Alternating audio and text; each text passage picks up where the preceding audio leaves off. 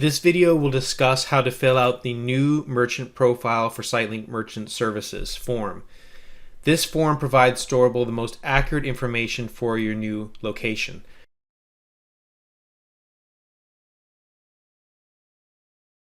The first thing that you need to do is go to this link, which is sitelink.com/merchant-services-onboarding. Once you go to that link, you will see the new merchant profile. And it says, please have the following items ready before you begin. Avoid a check for the bank account where you will receive deposits. We cannot accept starter or counter checks. The business name must be pre-printed. The account you provide must allow deposits and withdrawals to avoid ACH rejects and holding of funds. Alternatively, we will accept a memo on the bank's letterhead signed by an officer of the bank and listing the business name, routing, and account numbers. The letter must also state that the account is open and active and allows both deposits and withdrawals, and list the bank officer's contact information. If a date appears on the check or bank letter, the date must be within the last 30 days. Number 2, the personal information for each officer that has 25% ownership or greater in the legal entity. Date of birth, social security number, home address, and driver's license number.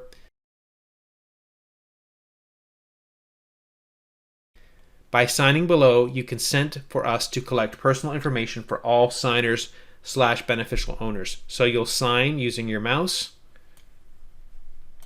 and then you'll type in your first and last name. Once you have the signature and the name, you're going to click on Begin New Merchant Profile.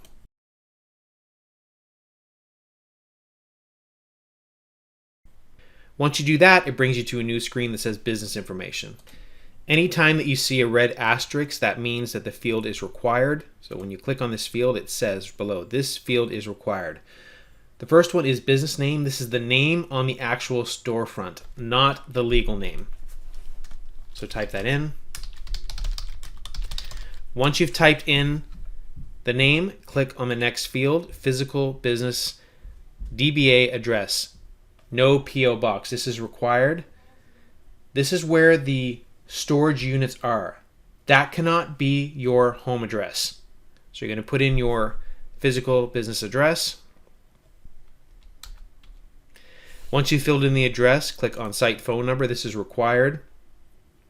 This is the number of the site phone. If you don't have a site number yet, you can give the contact phone number. Then click on fax number. If you don't have a fax number, you don't have to add it. It does not have an asterisk. Merchant contact email. This is required. This is the person that is the main contact for the business. This is the person that we reach out to on this process. They need to have virtual terminal access that allows refunding and voiding capabilities. Next is merchant services setup phone. This is the merchant contact phone number. This would typically be the same person. Next is website.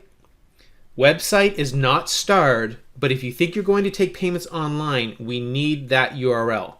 If you don't have a website yet, we just need the domain name. Then we have customer service phone number, which is required. What number would your customers call if they had questions for you? Customer service email, this is required. This is the email that customers would email for their storage questions. Next, we have the primary merchant contact name. If this is the same person as above, that's fine. Same thing with the merchant contact phone number. If it's the same number as above, that's fine also. Explanation of merchandise. Type self-storage. If you have an RV or if you have a parking lot, you can reference that also.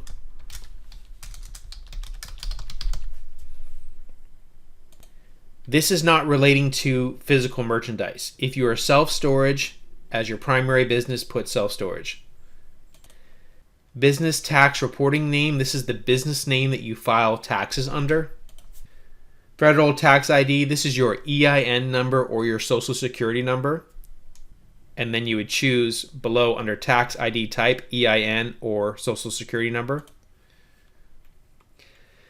Upload IRS letter is optional. This is the document you received when you were approved for an EIN from the state. If you don't have one, that is okay, but it does help with the underwriting process. So you click that button and then upload that file. Once that's all completed, click Next, and then we go to the next area of the form. Corporate information. The corporate legal name will be filled in from the previous page, so you don't have to enter that in. Corporate office address. If that address is your home address, that is okay if you don't have a physical corporate office. Corporate contact fax. If you don't have a fax, it's not required. You don't have to put anything in there. Mailing address for statements and miscellaneous mail.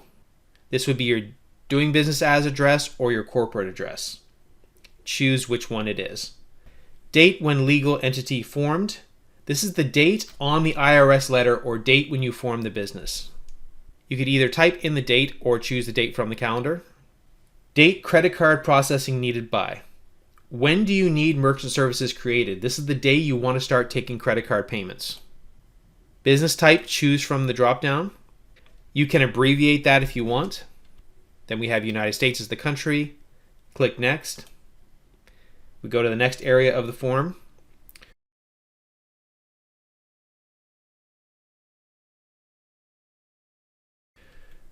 For zone type, choose the type. This is required. Residential, industrial, or business. Location type, again, choose the type from the drop-down. Number of employees, type in that number. Number of registered terminals, how many computers will process credit cards? Is proper license visible? Choose yes or no. What is the merchant name displayed? Window, door, or storefront? Choose from the drop-down. Merchant occupies.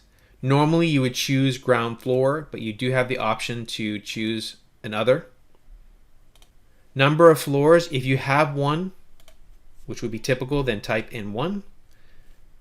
Approximate square footage, choose from the drop-down.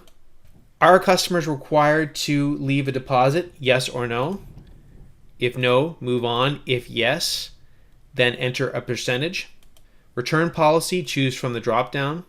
Do you have a refund policy for MasterCard, Visa, Discover, and American Express? Choose yes or no. If yes, choose one. Within how many days do you submit refunds? Type that in. Advertising method, choose potentially multiple advertising methods. Previous processor, this can be left blank. If you're going to enter something in, put in the reason why you left. Then click Next.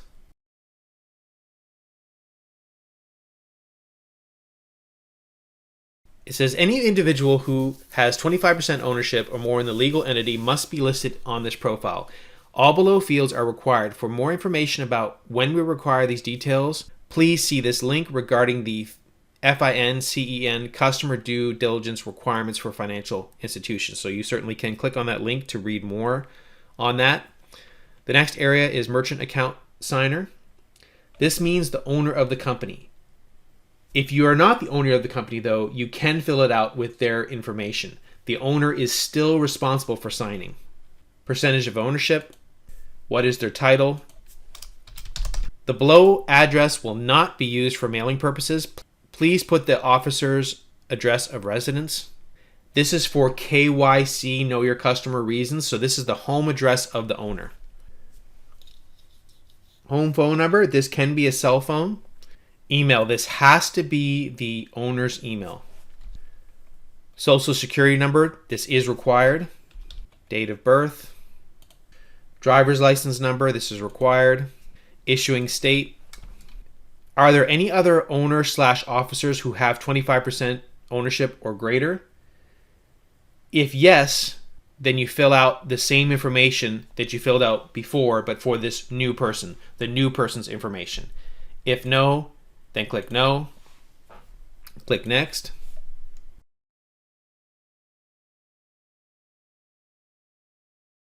Now we're in the bank information section. It says the accounts you provide must allow deposits and withdrawals to avoid ACH rejects and holding of funds. Attach a voided check for the account. Checks must be printed with the correct business name, no starter checks. Alternatively, we will accept a memo on the bank's letterhead signed by an officer of the bank and listing the business name, routing, and account numbers. The letter must also state that the account is open and active and allow both deposits and withdrawals, and list the bank officer's contact information. If a date appears on the check or bank letter, the date must be within the last 30 days. So you put in the bank name, routing number, and account number. Voided check, you're going to choose a file. We recommend a PDF. The name listed on your check or bank letter must exactly match the business or corporate legal name provided. So you click choose file and then upload that PDF. Once you've browsed to that PDF, you can click next. What is the time frame for transaction to delivery? List percentages. It must total to 100%. Typically, you would put 100 for 0 to 7 days and then 0 for everything else. MasterCard, Visa, Discover, American Express sales are deposited. Normally, you're going to put date of order, but we also have date of delivery and other. Is money deposited when a customer puts in information or when they get their storage unit? If it's the latter, that's date of delivery. Who performs product, services, fulfillment? Always put direct. Where are sales transacted? List percentages. Must total 100%. It's defaulted to 25, 25, and 50. These three numbers need to equal the 100. Is your website already set up to accept payments for this location? If no, it will pop up. When do you expect website payments to start? So either yes or no, and then fill up that pop-up. Website address where payments are taken, then click next.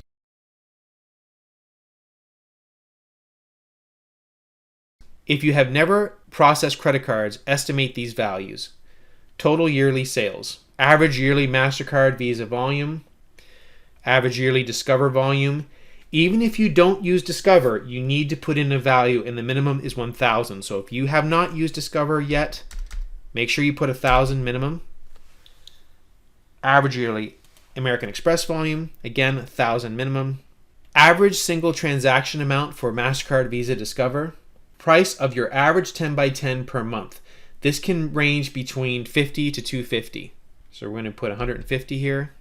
Average single transaction amount for American Express, type in that amount. The highest ticket amount, this would be the largest rent that you have for any unit.